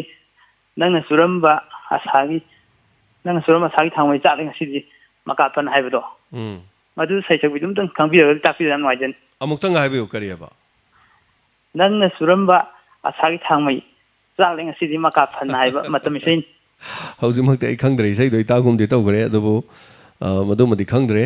ꯀꯔꯤꯒꯨꯝꯕ ꯑꯗꯣꯝꯅ ꯏꯟꯇꯔꯦꯁ ꯂꯩꯔꯒꯗꯤ ꯍꯥꯏꯔꯤꯕ ꯅꯝꯕꯔꯁꯤꯃꯛꯇꯗ ꯏꯁꯩ ꯃꯃꯤꯡꯗꯨ ꯏꯔ ꯑꯃꯨꯛ ꯊꯥꯕꯤꯔꯛꯑꯣ ꯑꯩ ꯍꯣꯔꯦꯟ ꯑꯃꯨꯛ ꯁꯣꯏꯗꯅ ꯄꯥꯎꯈꯨꯝꯖꯔꯛꯀꯦ ꯌꯥꯝ ꯅꯨꯡꯉꯥꯏꯖꯩ ꯊꯦꯡꯛ ꯌꯨ ꯁꯥꯔ ꯑꯗꯨ ꯃꯁꯤꯅꯤ ꯑꯩꯈꯣꯏꯒꯤ ꯁꯣꯔꯥꯒꯤ ꯃꯐꯝꯗ ꯍꯥꯏꯇꯥꯔꯦ ꯑꯩꯈꯣꯏ ꯃꯦꯗꯥꯝ ꯄ꯭ꯔꯇꯤꯇꯥ ꯂꯩꯈꯤꯗꯕꯗꯣ ꯌꯥꯝ ꯅꯨꯡꯉꯥꯏꯇꯕ ꯊꯧꯗꯣꯛ ꯑꯃꯅꯤ ꯍꯥꯏꯇꯥꯔꯦ ꯃꯗꯨ ꯍꯧꯖꯤꯛꯁꯨ ꯑꯗꯨꯝ ꯑꯗꯥꯏꯗꯣ ꯑꯗꯨꯝ ꯍꯥꯃꯦꯡ ꯈꯔ ꯑꯗꯨꯝ ꯊꯥꯗꯣꯛꯄꯁꯨ ꯑꯗꯨꯝ ꯎꯏ ꯍꯥꯏꯇꯥꯔꯦ ꯑꯩ ꯉꯔꯥꯡ ꯅꯍꯥꯟ ꯃꯈꯥꯔꯣꯝ ꯆꯠꯆꯔꯨꯕꯗ ꯑꯗꯥꯏꯗ ꯍꯥꯃꯦꯡ ꯊꯥꯗꯣꯛꯑꯀꯥꯟꯗꯨꯗ ꯍꯦꯛꯇ ꯎꯔꯛꯑꯦ ꯋꯥꯈꯜꯁꯤꯗꯀꯣ ꯑꯗꯨꯝ ꯅꯤꯡꯁꯤꯡꯉꯛꯑꯦ ꯍꯥꯏꯇꯥꯔꯦ ꯏꯇꯩꯃꯒꯤ ꯂꯩꯇꯕ ꯃꯐꯝꯗꯣ ꯑꯗ ꯀꯔꯤꯒꯤꯅꯣ ꯍꯧꯖꯤꯛ ꯐꯥꯎꯕ ꯁ꯭ꯋꯥꯏꯗ ꯑꯗꯨꯝ ꯊꯥꯗꯣꯛꯏꯁꯤꯕꯣꯅ ꯑꯗꯨꯝ ꯈꯟꯕꯁꯨ ꯌꯥꯎꯋꯦꯕ ꯑꯗꯣ ꯍꯥꯃꯦꯡꯗꯣ ꯇꯛꯇꯅꯕ ꯍꯣꯠꯅꯕꯗ ꯏꯇꯩꯃꯒꯤ ꯄꯨꯟꯁꯤ ꯂꯣꯏꯈꯤꯕꯅꯤ ꯑꯗꯨ ꯑꯣꯏꯔꯒꯁꯨ ꯍꯧꯖꯤꯛꯁꯨ ꯑꯗꯨꯝ ꯑꯗꯥꯏꯗꯣ ꯁꯥ ꯉꯥ ꯑꯗꯨꯝ ꯆꯥꯕ ꯎꯏ ꯌꯨꯝꯗ ꯊꯥꯗꯣꯛꯄ ꯑꯃ ꯇꯧꯕꯗꯨꯕꯨꯗꯤ ꯀꯩꯁꯨ ꯀꯥꯏꯕ ꯂꯩꯇꯦ ꯑꯗꯣ ꯀꯩꯊꯦꯜ ꯁꯣꯔꯣꯛ ꯑꯁꯤꯒꯨꯝꯕ ꯂꯝꯕꯤꯁꯤꯡꯗꯗꯤ ꯑꯗꯨꯃꯥꯏꯅ ꯇꯧꯕꯁꯤꯡꯗꯣ ꯊꯥꯗꯣꯛꯍꯟꯅꯤꯡꯗꯦ ꯍꯥꯏꯇꯥꯔꯦ ꯑꯗꯨꯒ ꯏꯆꯤꯜ ꯏꯅꯥꯎꯁꯨ ꯂꯥꯛꯄꯤꯔꯝꯕꯗ ꯈꯨꯗꯣꯡꯊꯤꯕ ꯊꯣꯛꯀꯦ ꯇꯧꯏ ꯍꯥꯏꯗꯨꯅꯤ ꯁꯣꯔꯥꯒꯤ ꯋꯥꯡꯃꯗꯨꯗ ꯂꯩꯕꯤꯔꯤꯕ ꯏꯆꯤꯜ ꯏꯅꯥꯎꯁꯤꯡ ꯅꯨꯡꯁꯤꯔꯕ ꯂꯝꯗꯝ ꯑꯗꯨꯒꯤ ꯂꯩꯕꯤꯔꯤꯕ ꯃꯤꯌꯥꯝ ꯄꯨꯝꯅꯃꯛꯅ ꯑꯗꯣꯝꯅ ꯁꯥ ꯌꯦꯟ ꯂꯣꯏꯕ ꯃꯇꯝꯗ ꯀꯅꯥꯁꯨ ꯀꯔꯤꯁꯨ ꯑꯊꯤꯡꯕ ꯄꯤꯗꯦ ꯇꯧꯕꯗꯗꯤ ꯑꯗꯣꯝꯅ ꯂꯣꯏꯕꯤꯔꯤꯕ ꯁꯥ ꯌꯦꯟꯁꯤꯡꯗꯣ ꯂꯝꯕꯤꯗ ꯁꯣꯔꯣꯛꯇ ꯊꯣꯛꯂꯛꯑꯀꯥꯟꯗ ꯈꯨꯗꯣꯡꯊꯤꯕ ꯊꯣꯛꯀꯅꯤ ꯑꯗꯨꯒ ꯃꯗꯨꯅ ꯃꯔꯝ ꯑꯣꯏꯔꯒ ꯃꯤꯒꯤ ꯄꯨꯟꯁꯤ ꯃꯥꯡꯒꯅꯤ ꯍꯥꯏꯕ ꯋꯥꯈꯜꯂꯣꯟꯁꯤ ꯈꯟꯕꯤꯔꯀꯥꯟꯗ ꯃꯐꯝꯗꯨꯗ ꯑꯗꯨꯃꯥꯏꯅ ꯁꯥ ꯌꯦꯟ ꯂꯣꯏꯕ ꯊꯥꯗꯣꯛꯄꯗꯣ ꯇꯧꯕꯤꯒꯅꯨ ꯍꯥꯏꯕ ꯋꯥꯈꯜꯂꯣꯟꯁꯤꯅꯤ ꯇꯥꯕꯤꯒꯗꯕ ꯇꯥꯕꯤꯔꯣꯏꯗꯧꯔꯤꯕ꯭ꯔꯥ ꯍꯥꯏꯕꯗꯨꯗꯤ ꯈꯪꯕ ꯉꯝꯗꯦ ꯑꯗꯨꯒ ꯊꯥꯒꯠꯆꯔꯤ ꯍꯜꯂꯣ ꯃꯤꯡ ꯑꯃꯗꯤ ꯂꯩꯐꯝ ꯍꯥꯏꯕꯤꯁꯤ ꯍꯜꯂꯣ ꯍꯜꯂꯣ ꯃꯍꯧꯄꯔ ꯈꯣꯡꯖꯤꯟꯗꯒꯤ ꯅꯣꯡꯄꯣꯛꯉꯥꯟꯕ ꯀꯝꯕꯝ ꯇꯔꯥꯝꯅꯣꯛꯆꯔꯤ ꯍꯥꯏꯕꯤꯌꯨ ꯀꯔꯤ ꯍꯥꯏꯕꯤꯅꯤꯡ ꯑꯩꯈꯣꯏ ꯃꯅꯤꯄꯨꯔꯒꯤ ꯑꯅꯤ ꯊꯣꯛꯄꯤ ꯃꯇꯥꯡꯁꯤ ꯁꯨꯝ ꯀꯩꯅꯣꯝꯇ ꯍꯥꯏꯖꯒꯦ ꯇꯧꯕ ꯍꯥꯏꯕꯤꯁꯤ ꯍꯥꯏꯕꯤꯁꯤ ꯑꯩꯈꯣꯏ ꯃꯩꯇꯩ ꯑꯃ ꯑꯗꯒꯤ ꯑꯩꯈꯣꯏꯒꯤ ꯃꯩꯇꯩꯅ ꯆꯠꯂꯤꯕꯤ ꯙꯔꯃꯗꯤ ꯏꯁꯥꯟ ꯙꯔꯃ ꯈꯔ ꯑꯃꯨꯛ ꯆꯪꯁꯤꯜꯂꯦ ꯑꯩꯈꯣꯏ ꯏꯃꯥ ꯃꯤꯃꯤꯒꯤ ꯃꯃꯥ ꯃꯁꯛ ꯐꯖꯕꯗꯤ ꯏꯃꯥꯅ ꯀꯧꯕꯗꯤ ꯌꯥꯔꯣꯏ ꯑꯗꯣ ꯃꯁꯤ ꯃꯇꯥꯡꯗ ꯑꯩꯒꯤ ꯄꯨꯛꯅꯤꯡꯗ ꯃꯁꯤ ꯃꯤ ꯃꯃꯥ ꯃꯁꯛ ꯐꯖꯕꯗꯨ ꯀꯧꯔꯣꯏꯁꯤ ꯍꯥꯏꯒꯦ ꯇꯧꯖꯕ ꯍꯣꯏ ꯍꯣꯏ ꯊꯥꯒꯠꯆꯔꯤ ꯍꯥꯏꯕꯤꯔꯛꯄ ꯏꯁꯥꯒꯤ ꯄꯨꯛꯅꯤꯡꯒꯤ ꯋꯥꯔꯣꯜꯗ ꯊꯝꯕꯤꯔꯛꯄ ꯃꯊꯪꯒꯤ ꯀꯣꯂꯔ ꯑꯃꯗ ꯑꯃꯨꯛ ꯈꯨꯗꯣꯡꯆꯥꯕ ꯄꯤꯖꯒꯦ ꯍꯜꯂꯣ ꯃꯤꯡ ꯑꯃꯗ ꯂꯩꯐꯝ ꯍꯥꯏꯕꯤꯁꯤ ꯍꯜꯂꯣ ꯍꯥꯏꯕꯤꯌꯨ ꯍꯥꯏꯕꯤꯌꯨ ꯑꯩꯈꯣꯏꯒꯤ ꯊꯧꯕꯥꯜꯒꯤ ꯃꯦꯔꯣꯠꯁꯦ ꯃꯇꯦꯛ ꯃꯇꯦꯛ ꯈꯔꯁꯨ ꯂꯣꯏꯁꯟꯒꯨꯝꯁꯨ ꯇꯧꯏ ꯃꯁꯤꯕꯨ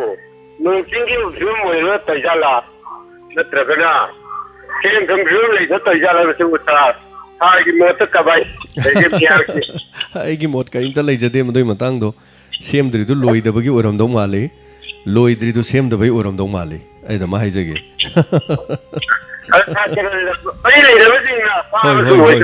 ꯌꯦꯁ ꯇꯥꯕꯤꯕꯗꯤ ꯑꯣꯏꯁꯅꯨ ꯃꯔꯝꯗꯤ ꯑꯗꯣꯝꯅ ꯍꯥꯏꯕꯤꯔꯛꯏꯗꯣ ꯌꯥꯝ ꯆꯨꯝꯃꯦꯕ ꯃꯐꯝꯁꯤꯗꯤ ꯀꯣꯡ ꯉꯥꯛꯇ ꯉꯥꯏꯔꯦ ꯂꯣꯏꯗ꯭ꯔꯦ ꯀꯔꯝ ꯀꯥꯟ ꯂꯣꯏꯕꯤꯗꯣꯏꯅꯣ ꯀꯅꯥꯅ ꯁꯦꯝꯕꯤꯔꯤꯅೋ ꯁꯦꯝꯕꯤꯔꯤꯕꯁꯤꯡꯗꯨꯅ ꯄꯨꯛꯅꯤꯡ ꯆꯪꯁꯤꯟꯕꯤꯔꯒ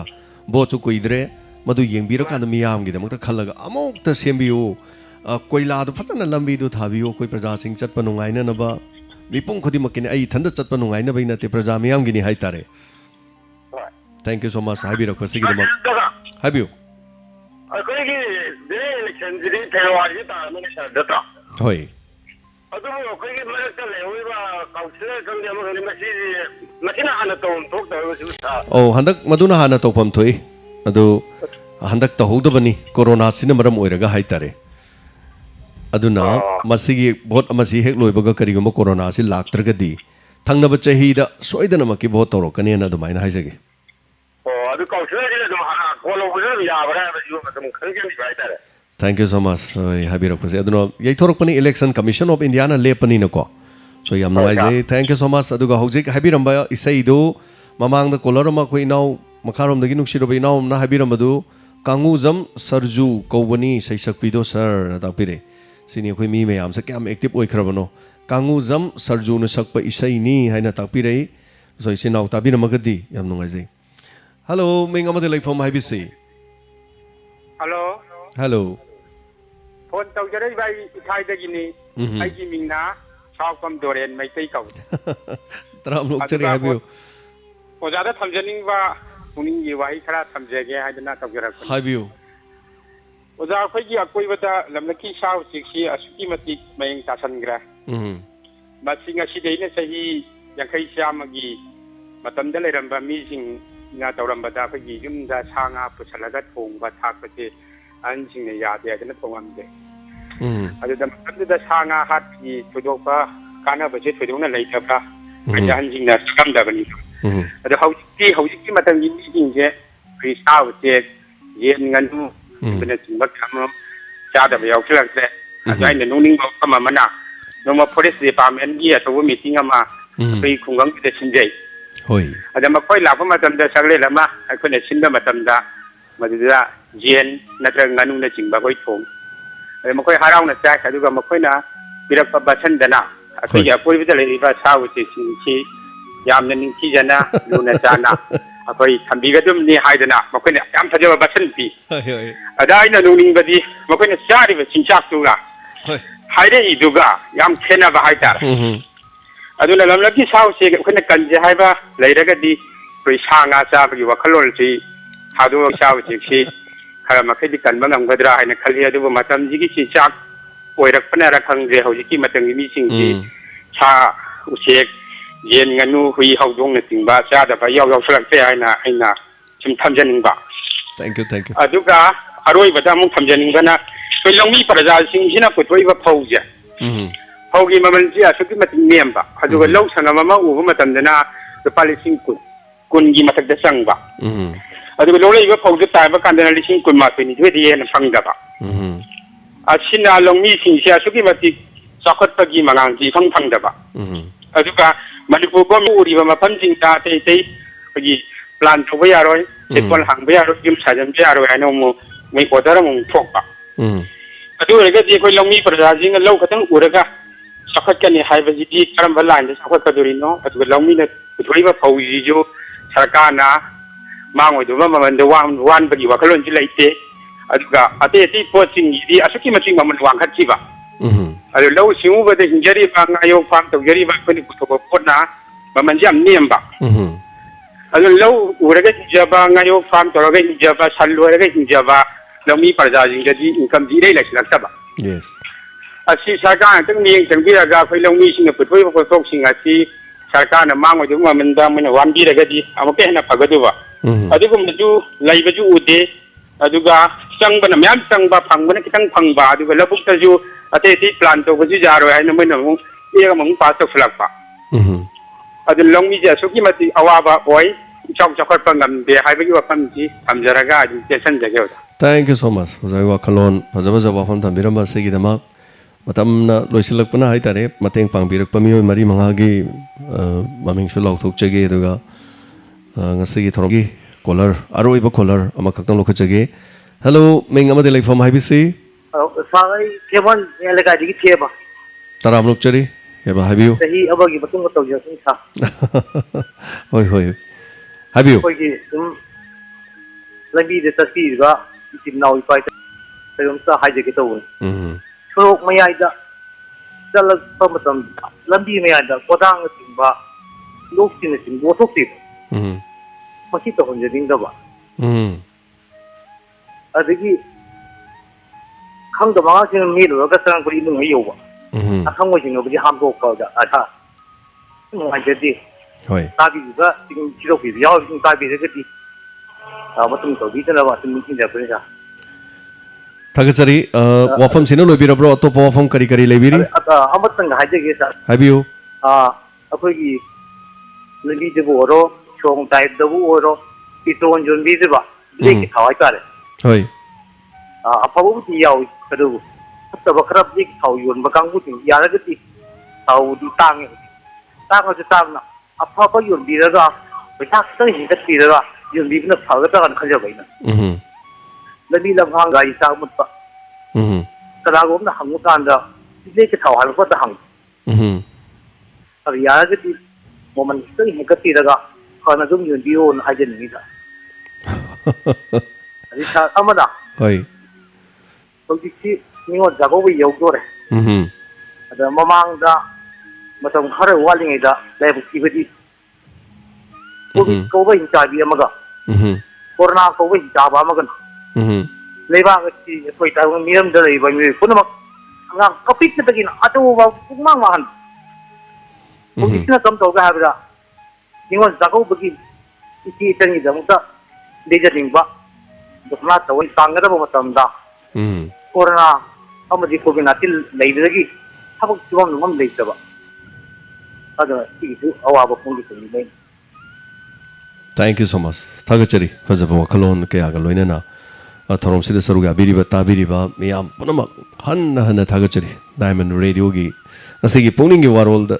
yamna interesting oiba wafam kaya ga loina na pukhannarakpa aduga thagachari fajaba wakalon kaya afaba kaya loksan mineras khana naina bani koi khana banate chaina banate khana na basunate kana hun basunate mi hunana baisunate MLA hun basunate minister hun basunate mapi mapa oirabadi praja miyam gi pendaba adagi Pangdaba kaya kholau kaya lagba tabani kholau la adi kholau do tabiraga lambi semba bo oiro cheng yenda bo oiro praja miyam ge afaba sing tobidana he na miyam ge pungning chingsin biraga afaba thaba kaya tobai yai leadership ama oiba leader ma oiba ise magun kaya tane yom laba mi oi ama oigadabani haibo wafam sini no lamdam sidadi leader ma oiba haibadi paisa paiba mi oigadamni ahanmada kaigino da mana free de pangpi de pira pangyen de yela kan praja miyam na pangada haraura kan magi matung de ilakna bain asengba leadership ama haibadudi yen gadaba nate leadership ti magi torko tonga ton ba magi lesa da leijari ba quality mayam duna mana mibu khomu dong nate bot khom bai si de aibu nuksi biu haina bot khom gi di mathau ta de haitar hoi ekoi sidana ekoi yum da lakte mat go bot khom ba no mata so lakte mangon da pige tawni bot piro haina leinai mayam asengba chumba haibadudi chumba mai quality du thirakanda quality du na masa mathanta miyam du na mangon da omsal lakanda phobadu lakadong ne adubu lamdam sida leide adumaina ibo lep torim nei afaba mini lebang nei yaram ne lekai nei yaram ne muktan leirodi imung manung gi mi bawdu masing sunu phangoi adubu leadership amagi quality haje matau karam na lep kadagi haidudi afaba haidudi ai phaiye ai gi lekai de se ai siroi de gi siroi lilina tamda laaga ai siroi de lili sali na mana no mutala ko nate magi magundu phajabani na mafam du ma ing na chingna chali adum phajani mafam adu da khoi chalaga yengoi prithvi da haudu ba laini ama khakta ngairaba adum ba laini na singtharaga lairisin afaba leadership ama oina no hono da praja miyam ge afaba thabak tobiu hena afaba kaya marum tobira kanda lekai lamdam du hena chaukhna ba oibiu afaba kaya tobiu adana sandok chariba thorom side kana guma MLA natra minister natra kana guma ta tamnana ꯑꯩꯈꯣꯏꯅ ꯍꯥꯏꯕ ꯅꯠꯇ꯭ꯔꯒ ꯆꯩꯕ ꯉꯥꯡꯕꯒꯤ ꯈꯨꯗꯣꯡꯆꯥꯕꯗꯨ ꯄꯤꯖꯕ ꯅꯠꯆꯗꯦ ꯃꯅꯤꯄꯨꯔꯒꯤ ꯃꯐꯝ ꯈꯨꯗꯤꯡꯃꯛꯇ ꯂꯩꯕꯤꯔꯤꯕ ꯃꯐꯝ ꯀꯌꯥꯗꯒꯤ ꯃꯤꯑꯣꯏꯁꯤꯡꯅ ꯉꯁꯤ ꯅꯣꯡꯃꯒꯤ ꯃꯤꯌꯥꯝꯅ ꯐꯥꯎꯔꯛꯄ ꯋꯥꯈꯜ ꯄꯨꯛꯅꯤꯡꯗ ꯐꯥꯎꯔꯛꯄ ꯋꯥꯈꯜꯗꯣ madu khakta tamjabani hai tare so thank you so much yamna nuai aduga loan gi matang da ngasai kara haina kibasing do hai tare loan hai base communication ni amaga fauna bani adugi mafam da taseng har kan ekhoi gi loan sidi maring marang halaba aduna adu haigedamni achumba kaya sidi khanabagi loiba nairo samna harabada khoi phone tora kanda phone jo tring tring na king phone do da king kanda khoi gi ahan bada khoi loan khumbi bari yang biu ekhoi gi loan ate ba khumida hello aije kari haidino umtang khanbiu munna khanbira kanda adum wakhan thada biu adom na phone tora kanda ekhoi gi loan ohenjen hai taragadi phone ji dak dak kinga kanda hello haibo hai se haidaba hello gi mahut sin beya base kari loan oidoino sima khanbiu larik thangkaliba khoina table haije khoina kari haidoino cycle haije ju english ni eka gari ju mi loan ni ekhoi loan da kai haidoino phone haije ju mi maron ni ekhoi gi loan ate ekhoi gi loan chawkhan na ba ekhoi gi loan ngak ta ngangadam ni haibe wa phom leite mix toroga ngangnarak amaga communication phaunarak ne lowe computer haije ekhoi loan da kai haidoino yam lukre radio haije ju kai haidoino si jam lukre tabiri basi radio dai so amana mi maming oraga so radio je koi kari haidoino microphone hairagana kai haidino wangang chapu gaina haibigi sum phagi gi type ta haitaren koklei harag head flower haido ana loan gi matang di nei narubada loiba nai roi adana mi amaga lam sabam mi amaga ngangna ba matamda mi gi loan tongana adum lei aduda ekhoina onjalaga nokna ruba yade communication skill mayam pon mak chimi mana metelon ngang ko matam ngang ba loan do di all over hobudai no loibo loin khoiri ni khoi pau di loin phaunari dun respect ahan bada yam darkar hoise mina mibu ikai khomna baduni aduga wangang bada phajaba loan boisunu atap boisunu mibu respect to badu kaktan tension jagi wafam che pon manga sigi saru ga biri bapom nama hanana ga chari ramesh mantak tagi mantak khulli la pera lupa chama fibiram thank you so much ramesh maibam sunita tekcham laibung laikai lupa lising ma fibirami thank you so much maibam sunita aduga khundongbam yaimabi tekchamai lekai khoi sunita gi imai bema la pirami lupa changwa pibirami thank you so much aduga soibam bembem lupa chani pibirami aduga susila waikom diamond radio gi gangmai gi aduga lupa chama diamond radio da lupa chama ngarang ai lok thok pa changwa oikibani adu lising amani khoina irok pada soirok pa haitare so thank you so much susila aduga asigi thorom se soroga biriba pomnoma hayeng amok pungpham si laksage ngasigi inspector tegi wari anau bamuga loinana mathang tamina si thorom sing lep leitana hayeng gi pungning gi warol di sanjit sakhonga miyam amuk phongdok na bagi tanja dum lominase ngasigi damak tadi thorom sandok chakibada henjen kiba soi kiba lan kiba punama